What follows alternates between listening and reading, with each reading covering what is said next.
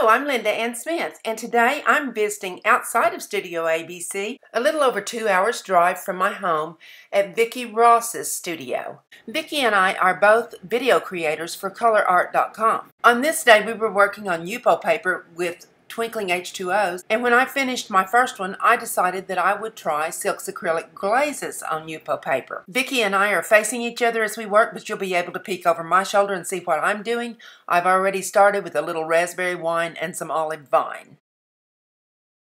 Raspberry wine looks really cool on it. I'm wondering if I put that down with a larger brush, make it bold. Look at there, I mixed it right into that green. Olive vine, I use that over and over and over. You really, if you do florals, you're going to need, or landscapes or anything like that. It's one of the best greens. Look at this green for the... Ooh, how pretty and you is can that? you can drop yellows and blues into it, and it looks just wonderful. The old masters used a glazing technique with their oil painting. Yes. And what they would do is that pigments were very, very precious. And you had to make your own, or if you were important enough an artist, you had an apprentice who would grind the pigment every day, add the oil, whatever binder the master wanted. But they would use the cheapest pigments to paint the entire painting with. So the French called it grisaille, and the Italians called it, oh crap, green. No, they didn't. They didn't call it no crap. Green, verde. Anyway, they used verde. Verde's green. Verde's Spanish, but it's okay. A lot of the Italian and Spanish is the same. Probably because it was such a warm climate and the sun is so warm there. They used a warmish green, a dull green. And they would paint their entire painting. What that did was it showed all the values. So it looked like a sepia tone or a green tone or whatever. Look, Miss Vicki. Oh, cool. I'm going to do something. I don't know what. Wow. Then they would come back with the more expensive pigments and they would glaze over the half-tone painting. And they would glaze just like we're doing here. So a painting could be brought to life, but the bulk of the pigments used in that painting were the less expensive earth pigments. And so they would glaze to get a cool shadow. They would glaze maybe a green or a blue or a purple in the shadow. And the most expensive pigments during that time were the bright blue, and that was made with crushed lapis lazuli, a gemstone. And that is the forerunner child, and red. So if you see an old master painting that had a lot of red in it, he was a wealthy painter. That's my lecture. And a very good. And after it's gone through the Vicki filter, you never know exactly. So I encourage you to do your own research. I can lift it immediately. That's because of the texture. Yep. Look at this. Wow. That's the saran wrap technique, folks. You use it in watercolor and you put it on there when the paper and the pigment are wet, and then you have to let it completely and totally dry. But we're just finding out that this doesn't have to be dry. I'm wondering if it'll come off when it's dry. We'll find out. That's good. That's a good question. Since it's a glaze and has... We are working with acrylics now, so this might be permanent on Yupo. We will find out. Stay tuned. I don't know where I'm headed. This looks like an underwater. Oh, you're doing your underwater. Well, I don't know. It might be. Maybe you can use that as your underwater scene. You haven't decided what you're doing on that yet, have you? I mean, no. I haven't. Well, I haven't. Decide? No, I haven't decided. Oops. I wasn't not coming out. Twink. Your brushes were so nice and clean. Oh, they were new. That's why. Oh.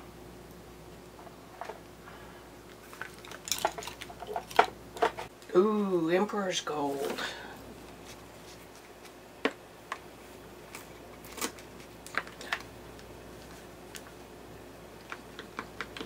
I think turning them upside down when you're not using them will also help the mica stay. It does.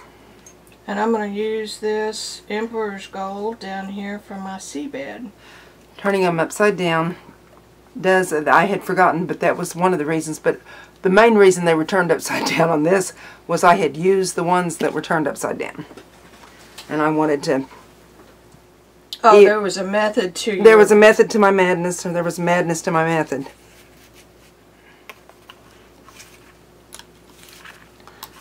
I was trying to use a variety of colors to just try them out. And sometimes you tend to go back to the same thing all the time.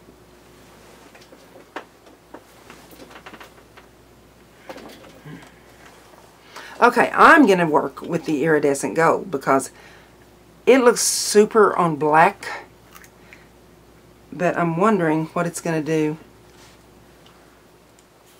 And I'm going to get a... Oh, I didn't wash the end of that off. So now you've got a green end. Well, look how many coats of stuff are on that. That's what I use that brush for. That's my junk brush, and I use it all the time. Okay, so I'm going to stir this up. I think it must have been upside down because it's got a lot of mica on the top, but I'm going to stir it because mica does settle even in this thicker paint. What shocked me about glazes to begin with was how transparent they were when they were fairly thick. Your red tones, though, in almost any paint are going to be thinner. Did you know that? I bet if you open a red here, I bet it's going to be thinner. Because when I open them in other brands. Did y'all see how I just put a little bit of that?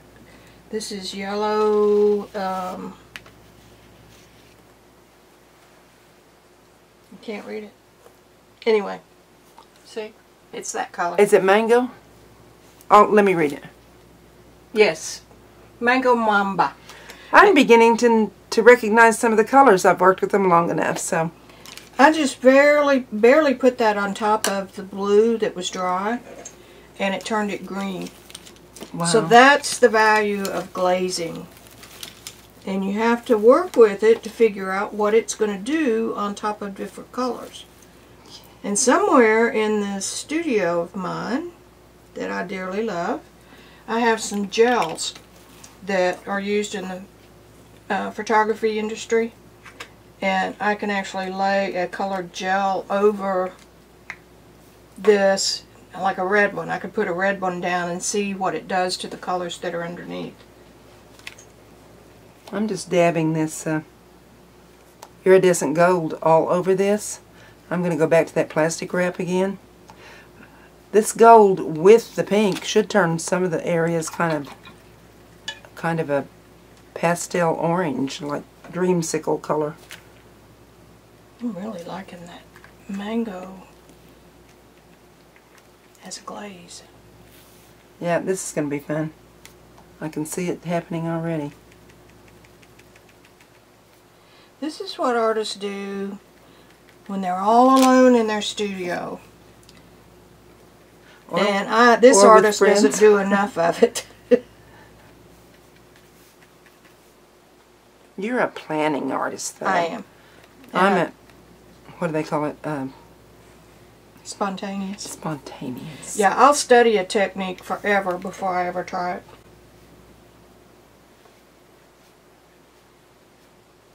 Look at that nice light green I've touched in the green, and so I'm getting some foliage. Some of these thicker areas. Now, if I choose to make this an underwater scene, this is my beach, my bottom of the ocean. Speaking of ocean, one of our trips we did a submarine. I think we were in the Bahamas. And I was so disappointed because once you go down about 8 feet or so, everything, all the color's gone, all the reds. All you see is kind of a murky brown. There are no bright colors. I was so disappointed. Oh, and you always see on TV, you know. I know. I don't know how they. Well, they take lights. They take lights. Okay, we're going to see what this does. It should make a variegation on my green and perhaps turn a bit of the flowers kind of an orange dreamsicle color. I hate getting paint on the ferrule. That makes me mad. I just did. Yeah, don't worry about it. I know, but I know that you're not worried about it, but I am. The colors lift. These are brand new brushes. Okay, even though they're acrylic, they're lifting on this paper. They are. Even when not all the way, but they are lifting. They're lifting over there. Well, they lift all the way. They lift all the way. Well, the watercolor did too. So these are going to lift off. So that is a feature of this paper.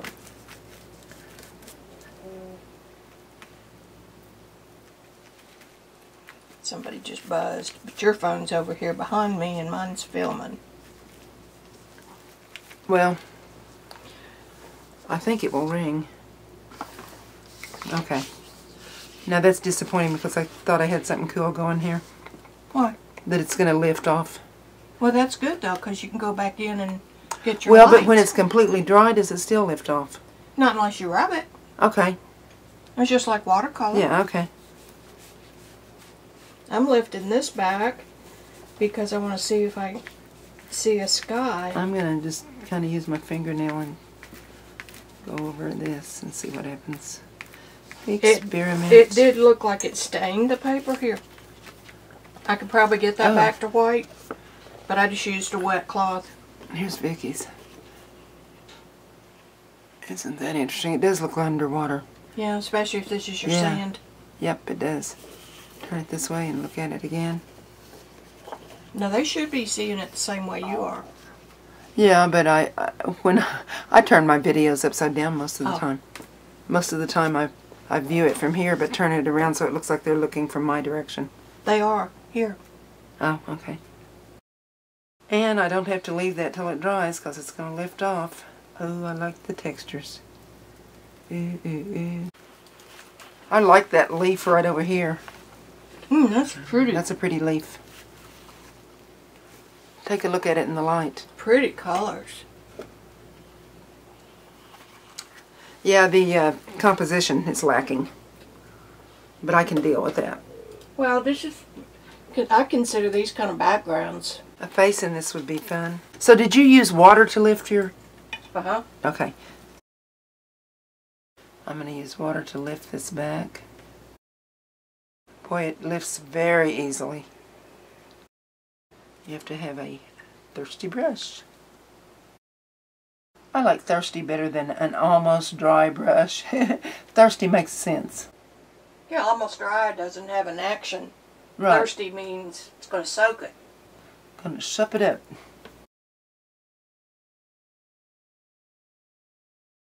Boy, that went right back to white. I mean, white.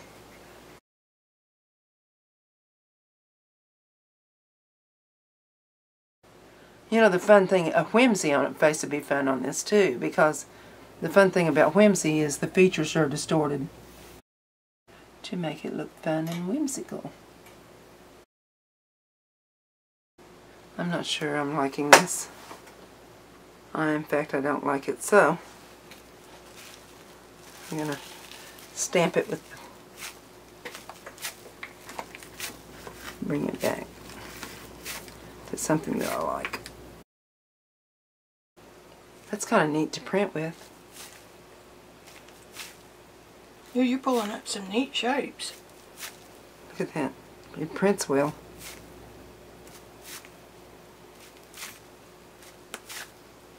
Need a little more of the red, or the plumeria, or the love struck. Listen to her over there talking smack over there. I am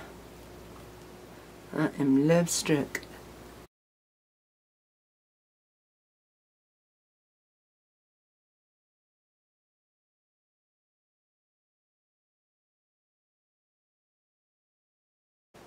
And depending on which direction I want it to go, I think that's a good direction.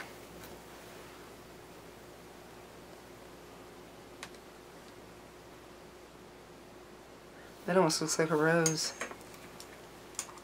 It wasn't intentionally painted as a rose, but it almost looks like one, so maybe I'll do something. Is that fun? I can't wait till Linda gets here too. I want to meet her. Linda Wessel is another one of our online friends who lives 2 hours away from here in Missouri. And so this is going to be the meeting place because Linda Ann's husband comes over here every 6 weeks for a pool tournament. Linda Ann used to play, but I always played my 2 matches, and then I was put out because I never win the matches, but I like to play. But I would much rather do this. This is much more fun. I see a floral. Looks like cabbage roses, like Old English. Love that red. Love struck red. I never really noticed before how much texture you could get out of these before using it on this paper. I never really used them for the texture before. Oh. The paints. Right, the paints. Yeah, that's what I was noticing over here on this. Ooh, boy, that looks like a Armageddon bird nest over here.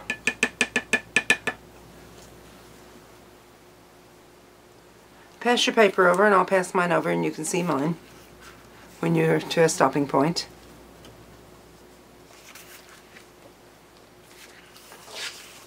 I'm not sure where I'm going.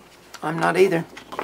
Sure where you're going. I'm not sure where I'm going. Ooh, that's cool texture. Yeah, it almost looks like glass paint. Wow. Can you see this up there? Am I getting it in focus? There we go. It has to be right there to be in the center of the camera. Yeah, you've got to have it up a little bit. Wow.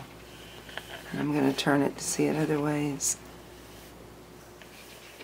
All right. Now, if you frame Yupo or presentation, you do need to put it under glass because the humidity and moisture in the air would affect it over time. Really? And you would want it raised off the glass with a mat or a spacer. Right. So that it doesn't Well, any watercolor, touch. any watercolor or Frame almost it just anything. like a watercolor. Yeah. You raise up that with, that's one of the reasons they mat, I suppose. It is. One of the Well, reasons the they other double reason- mat. Yeah, I love double mats. Go ahead, I'm sorry.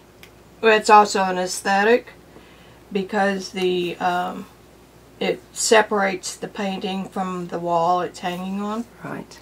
So mats come and go in popularity. This flower is too big for me. I'm rubbing it off.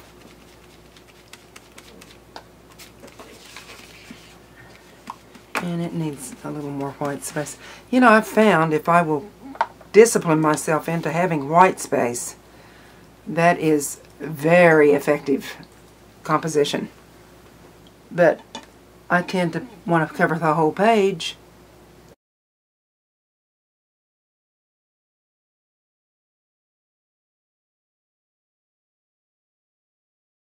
But my white space compositions are some of the ones I like the best. That's leaving a lot of negative ground and stuff is what I'm talking about. And yet the stain that it leaves looks really terrific. Ooh, cool. I can definitely tell this is acrylic. Or that could be the mica. When I'm wiping it up, it actually balls up a little bit. Right. I noticed that too. Because it's drying, and then when you wipe it up, it balls. Is that what you're talking about? Mm-hmm. And we're both using this a little bit more like a painting medium as opposed to the glazing. And, you know, there are no rules, so it doesn't matter. I need a yellow, so can you hand Here's me one? Membo. Membo. Membo is a good yellow.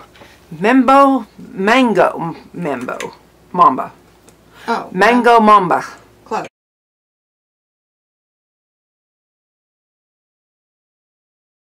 Oh, that's the touch I want. Right there, right over that green. Ooh, pretty. Look what a difference that made. Just a little bit of yellow in it. Mmm.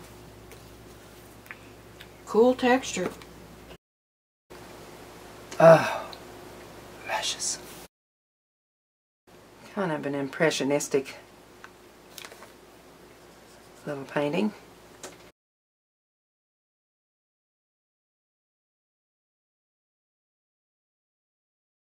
I think it needs some right down here in the corner. In this area. Ooh, that's real bright when you put it on the paper that was white. Wow. So maybe I need some of that brightness up here. I think I'm making a mess. But it's okay. If it's a fun mess, it's okay, right? Yep. I picked up some of that rosy color there. I'm spreading it around. And I don't want the centers of it right in the center of the flower. I'm going to get too busy with this. I know I am. But I'm going to proceed. I used my raspberry wine. I've used my Love Struck. I've used Mango Mama. No. Mango Mamba. Olive Vine. Iridescent Gold. I think it needs some more of the iridescent gold on it.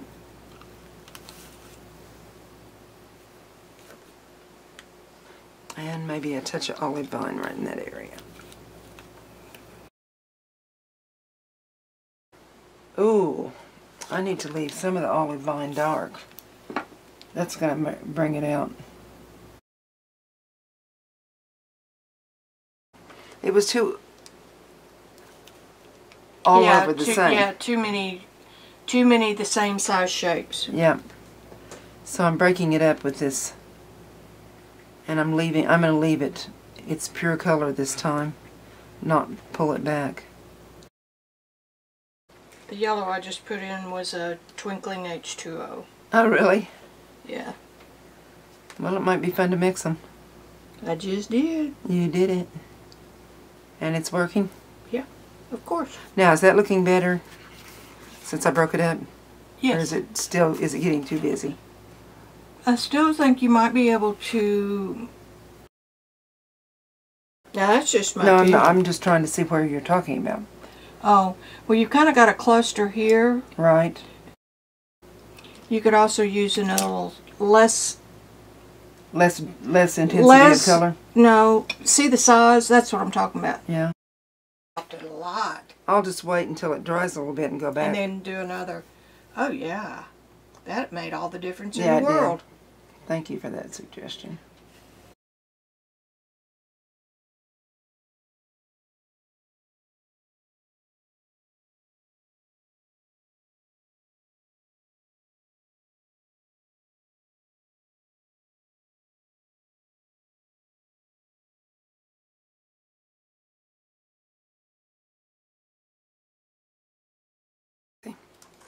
Oh, yeah.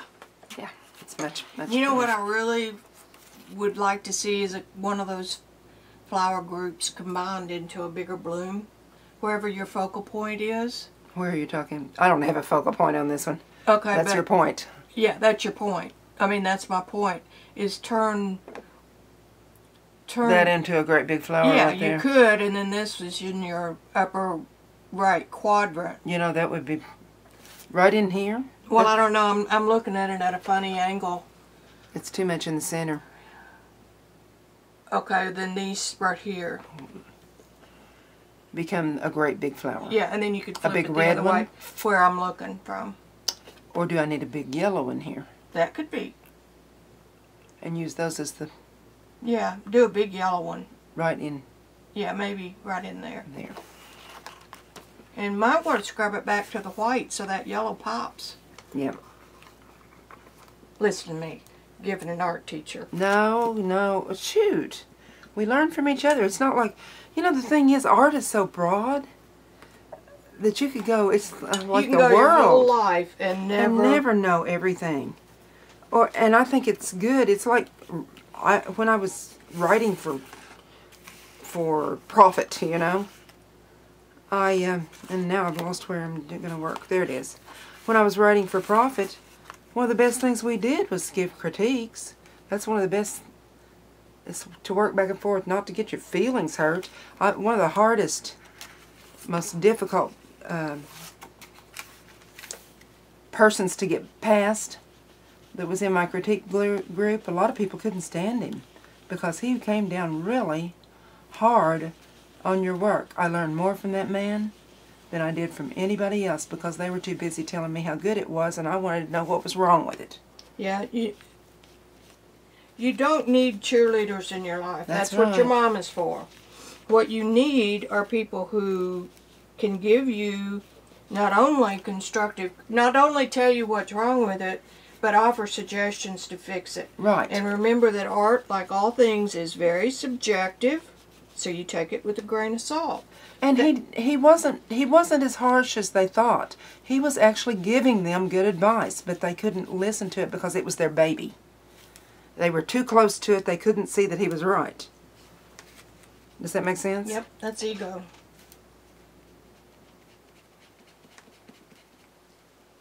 But I had a great critique group. I never would have gotten published on my own without my critique group. I was in a critique group of artists, and they were retired educators for the most part, like you. And they could be brutal with my art. It was when I was starting. But I did learn a lot from them. I don't like brutality. I think you need to be kind, but I think you can be brutal to my work, but, you know, without attacking me. I think. Well, there's a fine line there between praise the parts you like, if you're the instructor or in that capacity. Praise the things you like, and then say, this might be better, or did you consider this? And leave it up to the artist.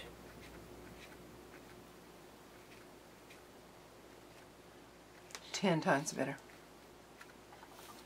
Oh, yeah, now I think you need a big pink one. Yeah, that'd be good. Maybe not as big. Or definitely not as big. You could almost just increase this one right here. Somehow. You're looking at it the right way. I mean, I'm looking at it upside down. That was perfect. Perfect, perfect.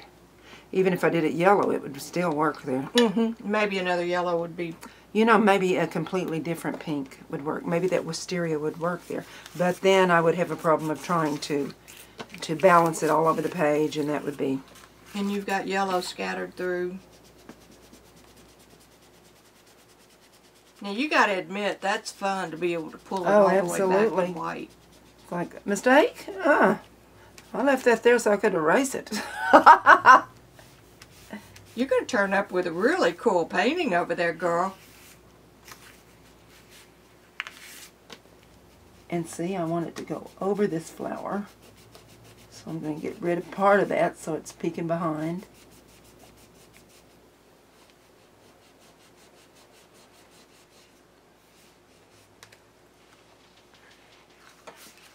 And whatever color this was, that was that raspberry. That's what color I need. And then I have one more suggestion. Okay. If you can get a knock me down, oh, I can't say that on film. Like they used to say about red high heels, knock me down, you know.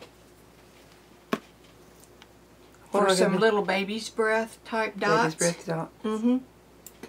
Something like that. Maybe more of a blue purple. Maybe so. Let me try this first. Just an idea. I've gotta hang on to this idea first. I keep using different brushes. It doesn't matter. I got them all out. My good ones are put up. These were new ones, though. That alcohol and the salt really gave me some... I'm wondering if I used the alcohol on this before, while it's dry, you think that would do anything since it... Let me try it right in here. Yeah, you might mask it off with something like some cloth. Paper towels. Yeah, so you can control where it goes. I don't want it up there. That. But I don't care where it goes down here. Nothing. Okay. Okay, maybe it's still reacting. Maybe I'll dab it. Uh-huh. Well, now dabbing will work because Yeah. you know it's going to pull up just like water. Yeah. Yeah. Yep, yep, yep. And then this nice pink color. What about just leaving that in? Nah. I'm talking to myself. I said I didn't do that, but I...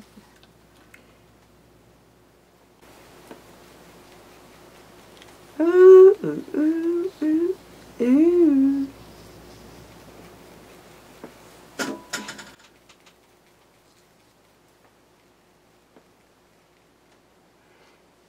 Alcohol. What about water?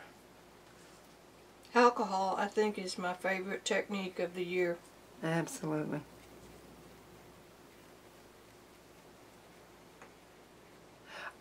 I've experimented before. I started watching YouTube and seeing all the different techniques that people were doing. I thought I had the world by the tail because I had techniques that I was using that nobody was using. That's impossible.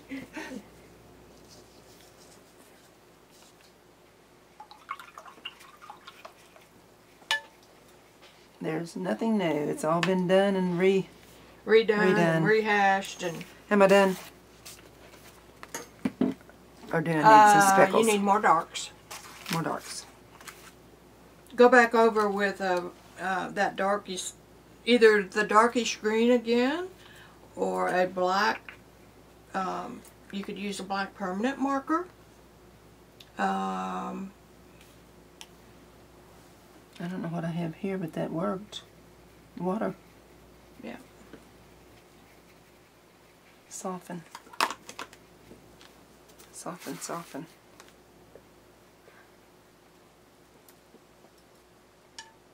Either the green or the... Go ahead.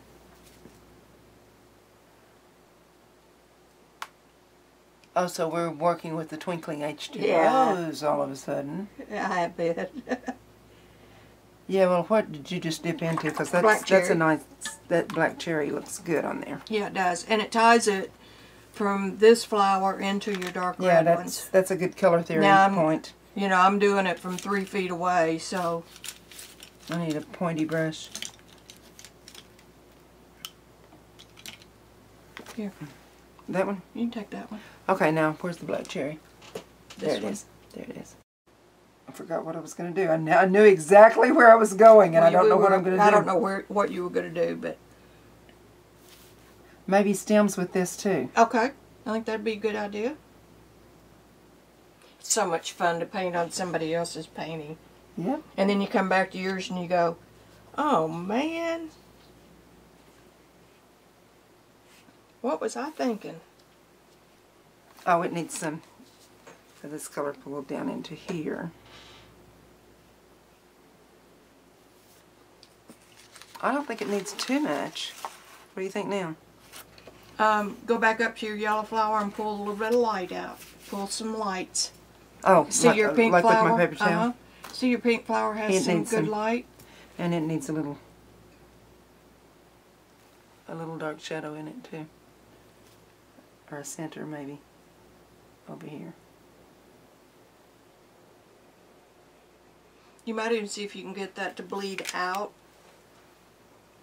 away from the darkness. That's a good way to do it. Just drop that water on there. It didn't. It didn't. It sure did.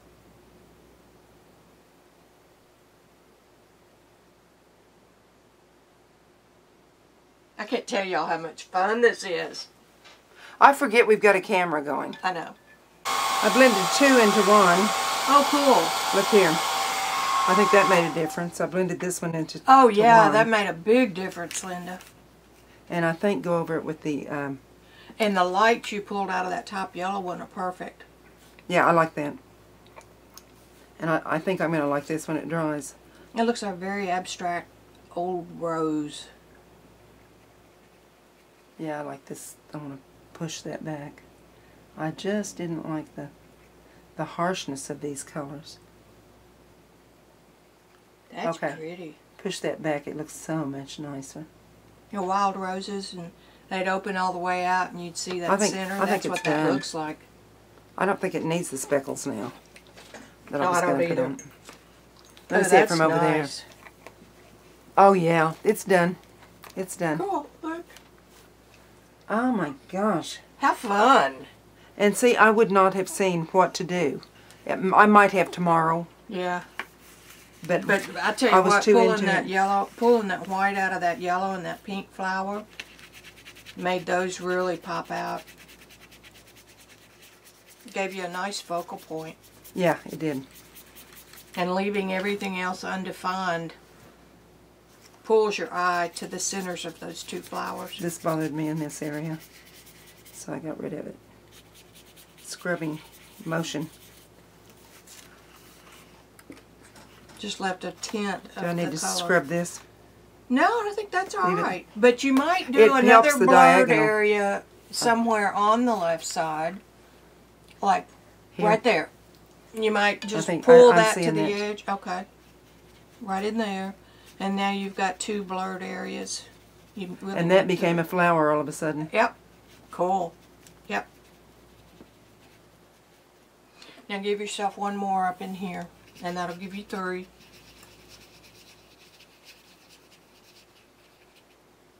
Perfect. Ooh! You go, girl. Oh, yeah. Oh, my goodness. Yeah, I'm happy with that. I'm happy with that one. Absolutely. That declares victory. Yep. All right, smarty pants. Now what are we doing? Fix mine. Okay. Oh, you got a fishy. Well, I'm going to try your method. All right.